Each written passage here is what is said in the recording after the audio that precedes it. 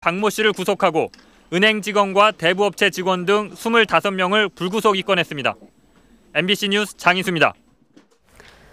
공사장 타워 크레인에 매달려 있던 철제 빔이 버스 정류장을 덮쳐서 행인 한 명이 숨졌습니다. 신기원 기자입니다. 오늘 낮 12시쯤 서울 중구 회연동 주상복합 건물 공사 현장에서 철제빔을 옮기던 타워 크레인이 갑자기 기울면서 철제빔이 공사장 밖 버스 정류장으로 떨어졌습니다. 이 사고로 55살 손모 씨가 그 자리에서 숨졌습니다. 오늘 사고는 크레인을 지탱해주는 쇠줄이 풀리면서 순식간에 일어났습니다. 안쪽으로 내 앞쪽으로 당기자. 당겨야 되는데 레버를 집어넣는데 흐르는 거예요. 무게가 2톤이나 되는 철제빔은 인도를 벗어나 차도까지 덮쳤습니다. 차량 통행이 많은 출퇴근 시간이었다면 더 큰 사고로 이어질 뻔했습니다. 자칫 큰 사고로 이어질 수 있는 타워 크레인 사고는 이번뿐이 아닙니다. 지난 5월 부산 해운대 백화점 공사장에서도 타워 크레인에 달려있던 철제빔이 떨어져 인부 1명이 숨졌고 지난해 6월엔 청주 하이닉스 공장에서 타워 크레인이 무너지면서 인부 1명이 숨지고 4명이 다쳤습니다.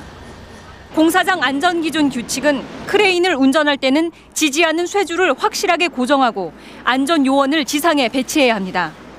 경찰은 공사 관계자들을 불러 안전규칙을 제대로 지켰는지 조사하고 있습니다. MBC 뉴스 신기원입니다. 한나라당 홍준표 원내대표가 국회 대표 연설에서 노사정 대타협 등 위기 극복 대책을 제안했습니다. 야당의 반응은 싸늘합니다. 장준성 기자입니다. 홍준표 원내대표는 파업을 참아 고용을 늘리자며 노사정 대타협을 제안했습니다.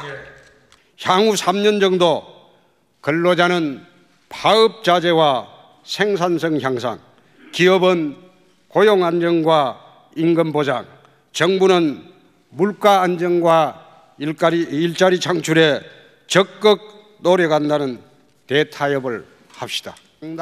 한나라당의 4대 중점 과제로 감세 정책, 규제 혁파, 한미 FTA 비준, 사회질서 확립을 제시했습니다. 종부세 개편과 금산 분리 완화, 불법 시위 피해 집단소송법과 사이버 모욕죄 도입은 반드시 추진하겠다고 했습니다. 종부세 개편 때문에 서민의 재산세가 증가하는 일이 없을 겁니다.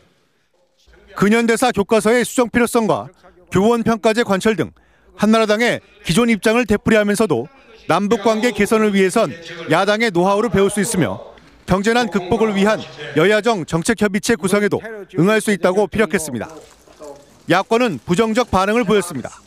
민주당, 자유선진당, 민주노동당 등 야3당은 경제난에 대한 반성과 사과는 하지 않은 채 논란이 되고 있는 정책들을 그대로 밀어붙이겠다는 내용이 주조를 이뤘다며 이 대통령 연설의 복사판이라고 비난했습니다. MBC 뉴스 장준성입니다. 유인촌 장관의 국회 막말 파문이 사과에도 불구하고 계속 번지고 있습니다. 도대체 그날 무슨 일이 있었던 걸까요? 박성호 기자입니다. 사진 찍지 마. 찍지 마. 화장실 기다리시고. 성질나 뻗쳐가 정말. 찍지 마세요. 지난번 인사청문회 당시 공손한 행동으로 야당의 반대 전선을 넘겼던 연기자 출신 장관은 바로 이 발언에 감정이 상했다고 했습니다. 장관, 차관, 그리고 지금 줄줄이 기대하고 있는 공공기관 낙하산 대기자들, 지금 그들은 이명박의 휘하들입니다.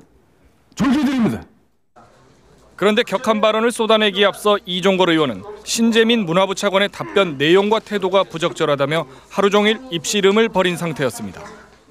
이 드러난 네 분과 함께 아침을 함께 하시면서 조찬하신 적 있습니까, 없습니까? 시간을 그러면 평생 다 털어서 말씀하십니까? 8월 11일 그 말씀이 아니시고요. 신재민 차관, 네. 팔짱 푸세요. 팔짱 푸세요.